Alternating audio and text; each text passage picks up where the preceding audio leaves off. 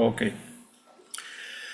Bueno, mis hermanos, vamos a continuar con el estudio eh, de la situación y de las actividades que está viviendo el pueblo de Israel. Y vamos a ver qué nos dice el libro de Esdras en el capítulo 7. Recordemos que Esdras es enviado para enseñar al pueblo. Entonces quiero que miremos un poco y recordemos qué fue lo que pasó en el capítulo 6. El capítulo 6 leímos en los versículos 15 y 16 que el templo de Dios quedó terminado el día 13 del mes de Adar, en el año 6 del gobierno del rey Darío. Los sacerdotes, sus ayudantes y todos los demás judíos que habían regresado de Babilonia festejaron con alegría la dedicación del templo de Dios. Esto fue lo que pasó, lo que estudiamos, recordamos lo que el pueblo estaba haciendo en el capítulo 6.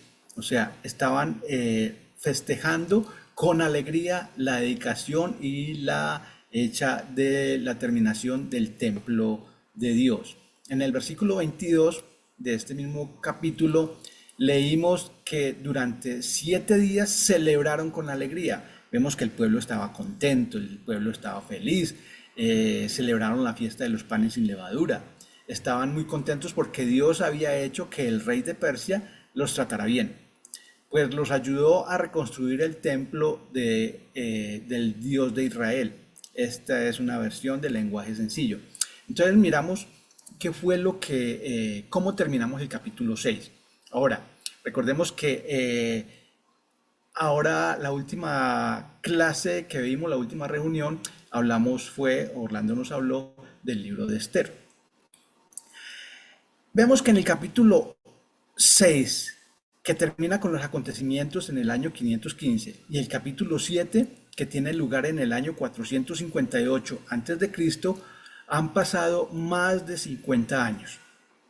Ese tiempo, esa cantidad de años, no se mencionan en el capítulo 6 ni en el capítulo 7. Es un periodo intermedio que se omite en la narración de Esdras, ya que no se produjeron acontecimientos significativos con respecto a la renovación de la vida nacional de Israel en la tierra, mientras que el libro de Esther da un registro detallado de los acontecimientos fuera de la tierra. Por eso es que entre el capítulo 6 y el capítulo 7 vimos el libro de Esdras, porque va a tener mucho que ver con lo que ha pasado en el pueblo de Israel en la tierra de Jerusalén. Cuando leemos que pasadas estas cosas en el reino de Artajerjes, rey de Persia, tiempo después en la Biblia del lenguaje sencillo, durante el reinado de Artajerjes, hay mucha controversia sobre quién es este Artajerjes. Entonces, unos dicen que es el mismo Jerjes del libro de Esther o del rey Asuero. Otros dicen que es Artajerjes I, otros dicen que es Artajerjes II. Entonces hay mucha controversia. Pero lo que es importante es que parece que después de la muerte de la primera generación de retornados, la nación comenzó lentamente a debilitarse espiritualmente. Es un ir y venir del pueblo de Israel. O sea, lo que hemos estudiado es que muchas veces el pueblo tiene un tiempo donde está muy contento, donde está feliz, donde están animados, donde están construyendo, donde están dedicando, donde están haciendo fiestas, y llega otro tiempo donde todo es calmado, parecen desmotivados. O sea, lo que hemos visto es que lo leímos y lo estudiamos en el libro de Ageo, en el capítulo 2, versículos 12 al 17, que no basta con construir un edificio. Se necesita la presencia de Dios en medio de su pueblo. Se necesita la presencia de Dios en medio de nosotros para que siempre nosotros no seamos como esas olas del mar que unas veces van, otras veces vienen. Somos zarandeados de aquí para allá. Somos como un electrocardiograma donde tenemos picos altos y picos bajos. Entonces, ¿qué pasó? ¿O qué es lo que pasa con el pueblo de Israel? ¿Qué es lo que está pasando con ellos? Si leímos, si vemos el capítulo 6 de Esdras, eh, vemos qué fue lo que hicieron ellos, donde el versículo 20 dice que los sacerdotes y levitas se habían unido para purificarse y ya estando ritualmente limpios, mataron el cordero pascual para todos los que habían regresado del cautiverio, por sus compañeros los sacerdotes y por ellos mismos. Versículo 21, los israelitas que regresaron del cautiverio comieron la Pascua junto con los que se habían apartado de la impureza de sus vecinos para seguir al Señor, Dios de Israel. Entonces, ¿qué fue lo que pasó? Si nosotros miramos, pues aparentemente están cumpliendo con todo lo que dice la ley, están cumpliendo con sus rituales, están cumpliendo con sus con lo que el Señor les había mandado. Pero falta algo bien importante, o les faltaba algo muy importante. No enseñaban al pueblo, no enseñaron al pueblo. Ahora, ¿qué es lo que debieron enseñar al pueblo? Recordemos que ahí habían un grupo de levitas, había una tribu de levitas que eran los encargados de manejar las cosas del Señor, de manejar el tabernáculo, de manejar el templo, de manejar las cosas de Dios. Entonces, si habían levitas, si habían sacerdotes, ¿qué fue lo que el Señor les mandó? Recordemos un poco y vamos al Pentateuco y vamos al libro del Deuteronomio. En el capítulo 6, versículos del 1 al 8, dice el Señor: estos pues son los mandamientos, estatutos y decretos que Jehová vuestro Dios mandó que os enseñase. O sea, miremos que el Señor manda que se enseñen para que los pongáis por obra en la tierra a la cual pasáis vosotros para tomarla. Entonces, versículo 2, para que temas a Jehová tu Dios, guardando todos sus estatutos y sus mandamientos que yo te mando. Tú, tu hijo, el hijo de tu hijo, todos los días de tu vida, para que tus días sean prolongados. Entonces, estamos viendo qué es lo que Dios mandó que se enseñara. Oye pues Israel, oh Israel, cuida de ponerlos por obra. Miramos que el Señor insiste en que tengamos oídos abiertos, o que el pueblo de Israel tenga oídos abiertos para estos mandamientos que el Señor va a mandar, que el Señor está diciendo que tienen que enseñar. Dice, para que te vaya bien en la tierra que fluye leche y miel, y os multipliquéis como te ha dicho Jehová, el Dios de tus padres. Hasta acá está diciendo, pongan pues cuidado al mandamiento o a los mandamientos que les voy a dar. Y dice, oye Israel, Jehová nuestro Dios, Jehová uno es. Entonces empieza el Señor a decir, oigan pues, el Señor uno es. Lo que está queriendo decir es que no debe de haber, no pueden haber más dioses. Jehová tiene que ser único, único, tanto para el pueblo de Israel como para nosotros. Entonces, lo que Dios mandó que se enseñara era, primero, que no puede haber más dioses. Y viene el versículo 5. ¿Qué es lo que el Señor manda que hay que enseñar? Y amarás a Jehová tu Dios de todo tu corazón y de toda tu alma y con todas tus fuerzas. El mandamiento que el Señor ordena que hay que enseñar. Recordemos, ¿qué era lo que veníamos estudiando en Esdras 6? ¿Qué fue lo que hizo el pueblo de Israel al dedicar el templo? Entonces, primero hicieron un ritual de purificación y luego hicieron sacrificios. ¿Eso será lo que el Señor mandó? Estas palabras que yo te mando hoy estarán sobre tu corazón. Vuelve el Señor a insistir sobre estas palabras, sobre estos mandamientos, sobre estos estatutos. Y las repetirás a tus hijos y hablarás de ellas estando en tu casa y andando por el camino y al acostarte y cuando te levantes. Y las atarás como una señal en tu mano y estarán como frontales entre tus ojos. Y versículo 9, y las escribirás en los postes de tu casa y en tus puertas. Entonces vemos el énfasis que el Señor hace sobre estos mandamientos. ¿Qué es lo que el Señor mandó que se enseñara? Amarás al Señor tu Dios con todo tu corazón y que no haya más dioses, solamente tiene que ser único el Señor. Dios de Israel tiene que ser único. Jehová uno es, no puede haber otro. Si recordamos en Oseas 6:6, que fue mucho tiempo, muchos años antes, el Señor les mandó a decir, porque misericordia quiero y no sacrificio, y conocimiento de Dios más que holocausto. ¿Qué estaba haciendo el pueblo de Israel?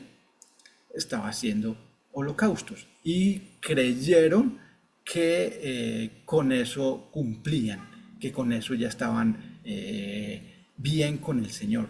Pero lo más seguro es que si nosotros, tanto el pueblo de Israel como nosotros, no conocemos o no tenemos conocimiento de ese Dios, entonces va a ser muy difícil que lo podamos amar como el Señor dice que hay que amarlo, no como nosotros creemos que lo podemos amar, sino como Él dice que hay que amarlo. En consecuencia, ahora siguiendo el libro del capítulo 7 de Esdras, en consecuencia llega Esdras. Dice, tiempo después, durante el reinado, el versículo 1, de Artajerjes, llegó a Jerusalén un hombre llamado Esdras. ¿Quién era Esdras? Esdras nos dice estos 10 versículos de forma resumida quién era y cómo y cuándo regresó a su tierra, a Jerusalén. Entonces leemos que Esdras era descendiente directo de la tribu de Leví. Vemos una genealogía que termina en la parte final del versículo 1 y va hasta el versículo 5, hablando de, haciendo énfasis de la genealogía de Esdras. Entonces ahí describe que viene de la tribu de Leví. El rey Artajerjes, que gobernó entre el año 465 al 425 a.C., apoyó el regreso de Esdras con una donación monetaria e instrucciones al gobernador persa para ayudar a la obra de Esdras en el templo. Un decreto que probablemente fue emitido a instancias de Mardoqueo, de Esther y o Nehemías. Por eso recuerden que entre el capítulo 6 y el capítulo 7 hay un gran periodo de tiempo. Y fue ahí donde pasó, donde sucedieron las cosas que le pasó a Esther, las cosas que relata el libro de Esther. Entonces, esa benevolencia del rey posiblemente sea por dar gracias a Mardoqueo, por gratitud con Esther o por Nehemías, que el libro de Nehemías lo vamos a ver un poco más adelante. Esdras gozaba de la simpatía del rey. Esdras estaba el Señor con él. Tenía ese privilegio. Esdras era un sacerdote, que lo leemos en el versículo 11, que lo vamos a ver en la próxima clase, y un maestro que conocía muy bien, y hace mucho énfasis en que Esdras conocía muy bien la ley que Dios había dado por medio de Moisés. Esdras buscó la ley del Señor, es decir, se propuso indagar en ella, escudriñó las escrituras, escudriñó todo lo que había a su alcance y buscó el conocimiento de Dios, de su propósito y de su voluntad. Esdras era un estudioso de la ley de Dios. En el versículo 6 leemos que Esdras llegó de Babilonia. Era un maestro muy versado en la ley que el Señor Dios de Israel le había dado a Moisés. Gozaba de la simpatía del rey y el Señor, su Dios, estaba con él. Un comentario de Matthews Henry dice que los judíos dicen que recopiló todas las copias de la ley que pudo encontrar y publicó una edición precisa de la misma, con todos los libros proféticos, históricos y poéticos, con la adición de las profecías e historias de su propio tiempo. Otro comentarista dice que los escribas, como mensajeros de la voluntad de Dios, tomaron el lugar de los profetas, con una diferencia. ¿Cuál era la diferencia entre un escriba y un profeta? En vez de recibir nuevas revelaciones del Señor, como lo hacían los profetas, los escribas explicaban y aplicaban las viejas, o sea, las revelaciones que le daban a los profetas. Entonces simplemente las escribían y las explicaban o las daban a conocer y las enseñaban. Y le concedió el rey todo lo que pidió. ¿A quién? A Esdras. De nuevo, el favor de Dios hacia Jerusalén y el pueblo judío es evidente. El Señor estaba con el pueblo. La gran generosidad del rey es por la mano del Señor que estaba sobre Esdras. Entonces lo que podemos ver es que el Señor utiliza personas, utiliza seres humanos, utiliza estos personajes para bendecir a su pueblo. Por medio de estas personas, el Señor manda sus bendiciones, el Señor consiente a su pueblo. Entonces vemos que porque el Señor estaba con Esdras para bendecir al pueblo de él. El versículo 7 dice que con Esdras regresaron a Jerusalén algunos israelitas, entre los cuales había sacerdotes, levitas, cantores, porteros y servidores del templo. Esto sucedió en el 7º año del reinado de Artajerjes. Era extraño que un hombre como él, como Esdras, se quedara tanto tiempo en Babilonia después de que sus hermanos habían subido a Jerusalén. Ahorita vemos un mapa sobre la ruta que tomó Esdras para llegar a Jerusalén, saliendo de Babilonia. Y como vimos, entre el capítulo 6 y el capítulo 7 hay 50 años. Pero entre el regreso de Zorobabel y el regreso de Esdras, recordemos que primero regresó Zorobabel al pueblo de Jerusalén, a su tierra, y entre esos dos regresos hay alrededor de 80 años. ¿Por qué Esdras se demoraría tanto tiempo o tomaría tanto tiempo para tomar la decisión de regresar? Con Esdras regresaron a algunos israelitas. Algunos, ya que muchos prefirieron quedarse en la tierra de su cautiverio, a pesar de que Dios, por medio de sus profetas y del rey por su proclamación, habían clamado: salgan, salgan, huyan del país del norte, afirma el Señor.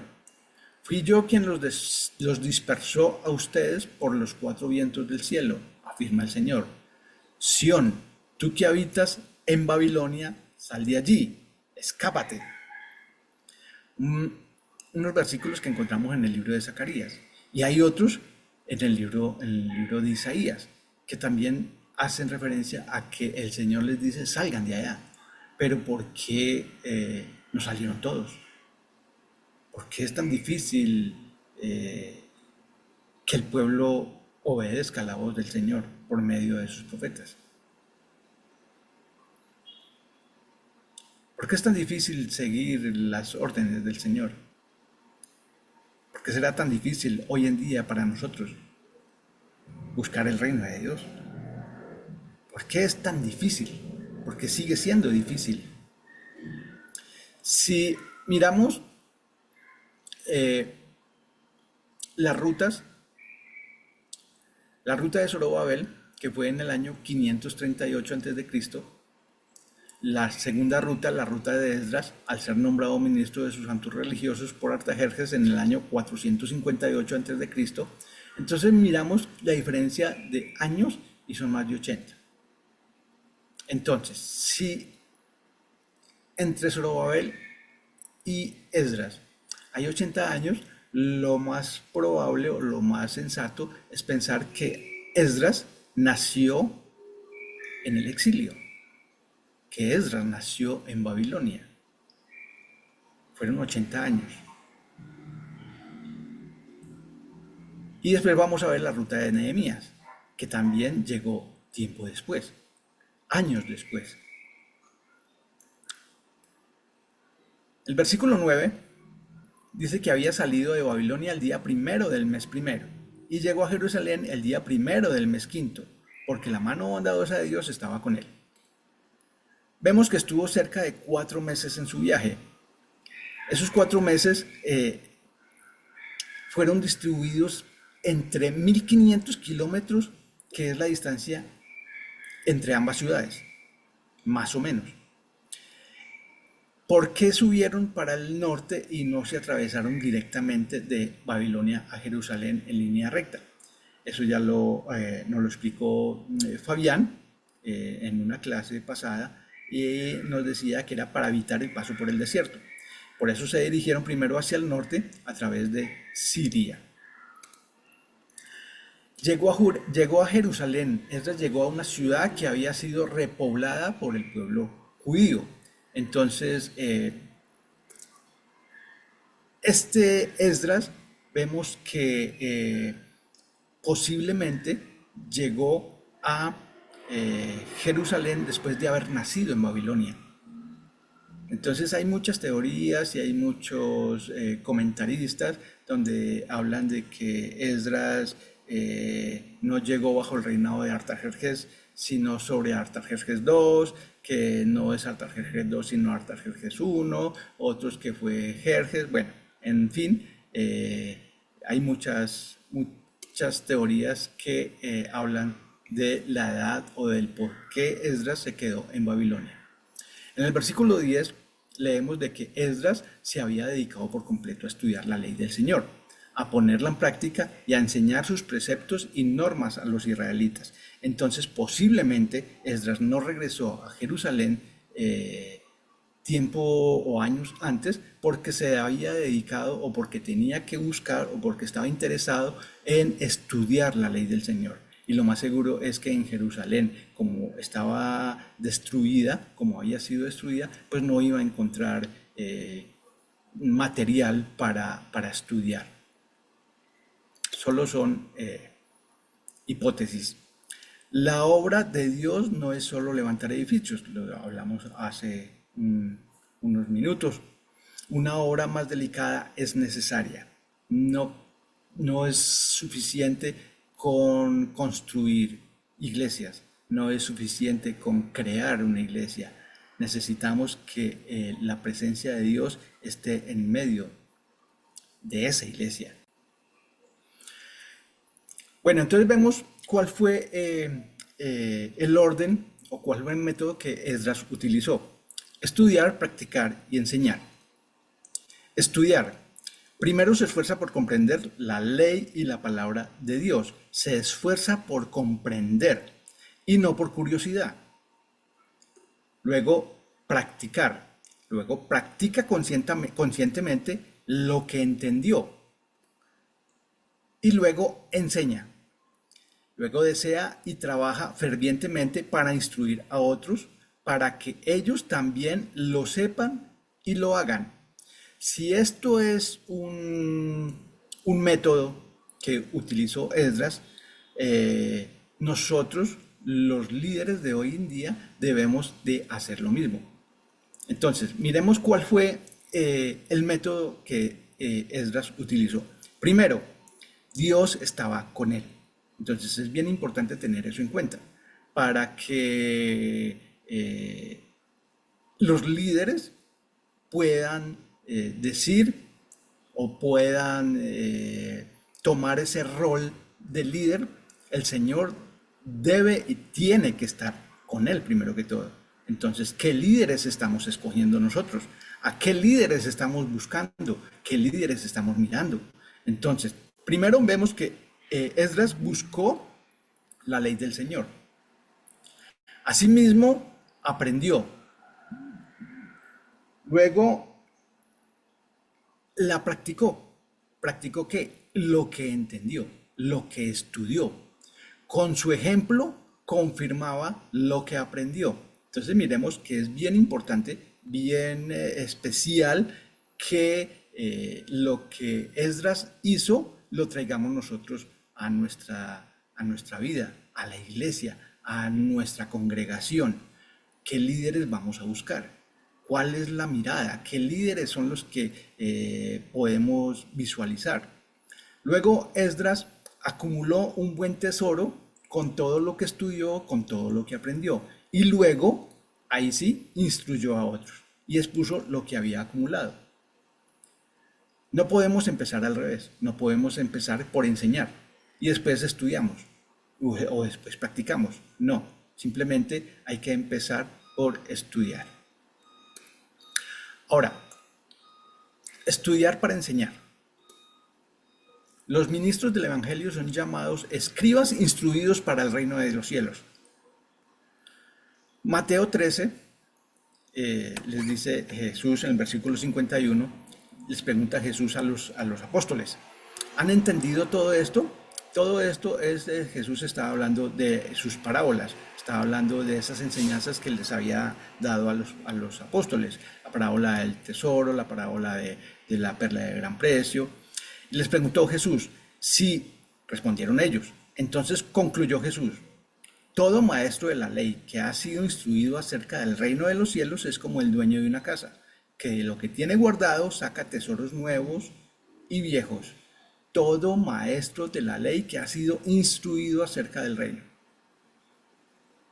Qué importante es ser instruidos en el reino. Si recordamos cuál fue el mensaje del servicio del domingo pasado, vemos que el Señor nos decía que hay que predicar, que hay que enseñar el Evangelio, que hay que enseñar la cruz. ¿Qué fue lo que enseñó o cuál fue el mensaje de Pedro, el primer mensaje que lo estudiamos en Hechos 2? La cruz. Porque es la palabra de Dios la que tiene el poder. ¿Poder de qué? Poder de salvación para todo aquel que cree. Entonces, ¿qué es lo que nosotros estamos enseñando en las iglesias? ¿Qué es lo que los líderes están enseñando en las iglesias? Ahora, ¿quiénes son líderes? ¿Quiénes son los líderes de la iglesia?